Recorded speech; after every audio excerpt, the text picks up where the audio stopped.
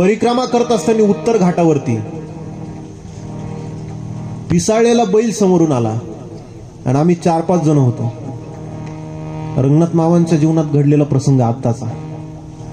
पिसाळलेला बैल धावत आला आणि 4-5 जण आम्ही एका गेटच्या आडुशाला उभं राहिलो.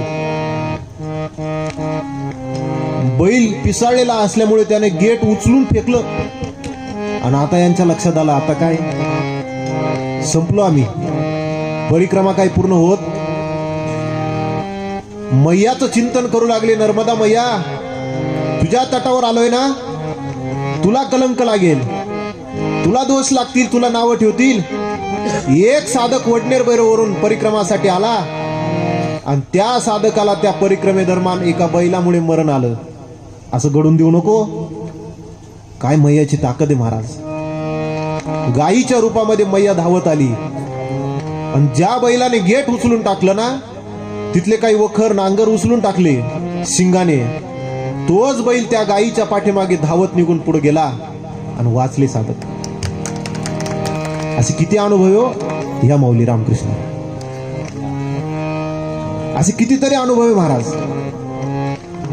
चुकलेल्या साधकाला रस्ता दाखवणारी मैया असते महाराज. त्या मैयेचं सामर्थ्य आहे. केली पाहिजे परिक्रमा. शरीरामध्ये ताकद आहे, सामर्थ्य, तोपर्यंत ती परिक्रमा केली पाहिजे. रंगनाथ मामांनी ती केली महाराज. असे कितीतरी अनुभव आहे.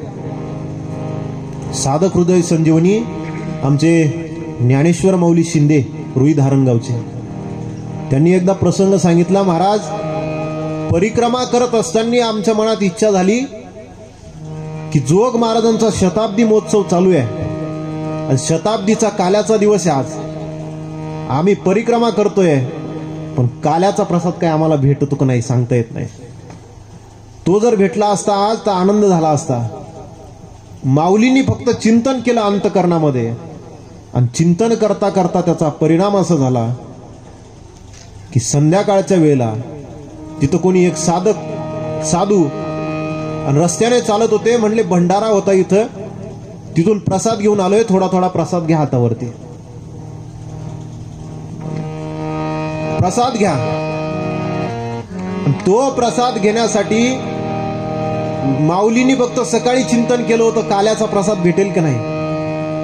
आमच्या नशिबात आजचा काला नाही. संध्याकाळी एका वारकऱ्याने, एका साधकाने येऊन त्यांच्या हातावरती खडी साखर ठेवली. 4 जण होते.